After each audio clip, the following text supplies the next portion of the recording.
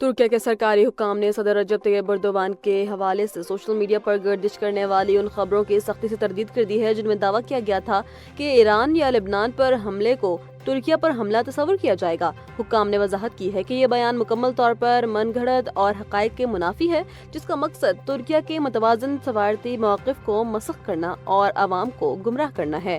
ترکیہ نے اعادہ کیا ہے کہ اس کی پالیسی ہمیشہ قومی مفادات اور علاقائی استحکام کے گرد گھومتی ہے اور وہ کسی بھی اشتعال انگیز یا غیر حقیقت پسندانہ بیانیے کا حصہ نہیں ہے۔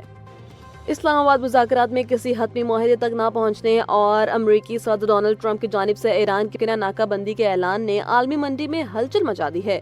اس سفارتی تعطل کے نتیجے میں خام تیل کی قیمتوں میں 9% کا بڑا اضافہ ریکارڈ کیا گیا ہے، جس سے عالمی معیشت پر دباؤ مزید بڑھ گیا ہے۔ برنٹ خام تیل کی قیمت $103 فی بیرل تک جا پہنچی ہے۔ امریکی مارکیٹ میں خام تیل $105 فی بیرل سے تجاوز کر گیا ہے۔ مربن خام تیل کی قیمت $98 فی بیرل کی سطح پر برقرار ہے۔ ماہرین کا کہنا ہے کہ مذاکرات کی ناکامی اور آبنائے ہرمز میں کشیدگی کے خدشات نے سپلائی چین کو خطرے میں ڈال دیا ہے، جس کی وجہ سے قیمتیں تیزی سے اوپر جا رہی ہیں۔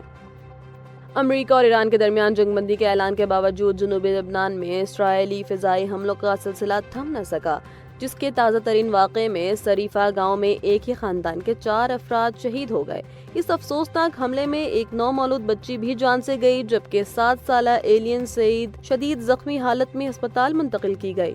گزشتہ 24 گھنٹوں میں اسرائیل کی وحشیانہ بمباری سے 350 سے زائد لبنانی شہری متاثر ہوئے، جس نے مقامی اسپتالوں میں طبی ایمرجنسی پیدا کر دی ہے۔ ڈاکٹرز کے مطابق یہ حالیہ برسوں کی شدید ترین کارروائی ہے، جس نے امن کی تمام امیدوں کو خاک میں ملا دیا ہے۔ اسلام آباد میں جاری تاریخی امن مذاکرات کے درمیان امریکی اخبار کا یہ دعویٰ ایک بم شیل کی طرح سامنے آیا ہے، جس نے عالمی برادری میں تشویش کی لہر دوڑا دی ہے۔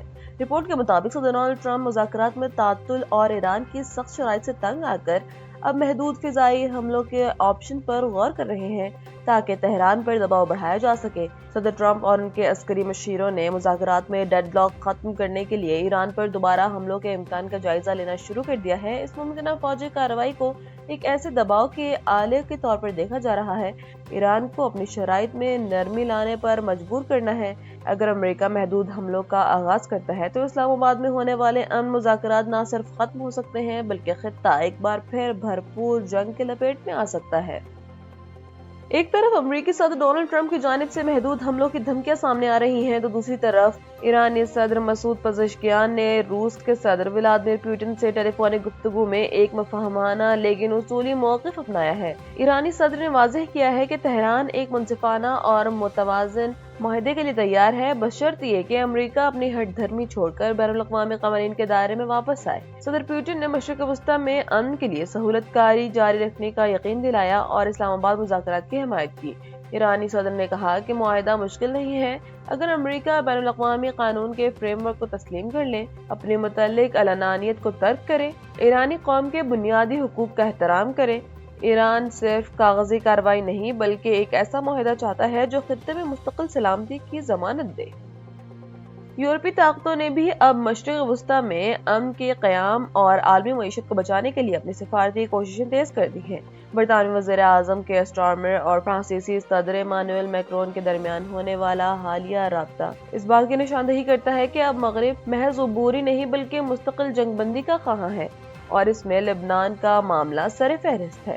وزیر اعظم کیئر سٹارمر نے زور دیا ہے کہ خطے میں پائیدار امن کے لیے عارضی وقفے کے بجائے مستقل بنیادوں پر جنگ کا خاتمہ ضروری ہے۔ دونوں رہنماؤں نے اس بات پر اتفاق کیا کہ کسی بھی امن معاہدے کی کامیابی کے لیے لبنان کو اس میں شامل کرنا لازمی ہے۔ عالمی تجارت اور خاص طور پر توانائی کی ترسیل کے لیے آبنائے ہرمز کو محفوظ رکھنے پر اتفاق کیا گیا۔ دونوں رہنماؤں کے نزدیک اس گزرگاہ کی بندش عالمی معاشی بحران کا سبب بن سکتی ہے۔ اور پاکستان سپر لیگ سیزن 11 میں نئی نویلی فرنچائز حیدرآباد کنگز مین نے اپنی عمدہ کارکردگی کا تسلسل برقرار رکھتے ہوئے اسلام آباد یونائیٹڈ کو 6 وکٹوں سے شکست دے دی ہے۔ نیشنل اسٹیڈیم کراچی میں کھیلے گئے اس میچ میں کنگز مین نے لگاتار دوسری کامیابی حاصل کر کے ایوان کرکٹ میں اپنی دھاک بٹھا دی ہے۔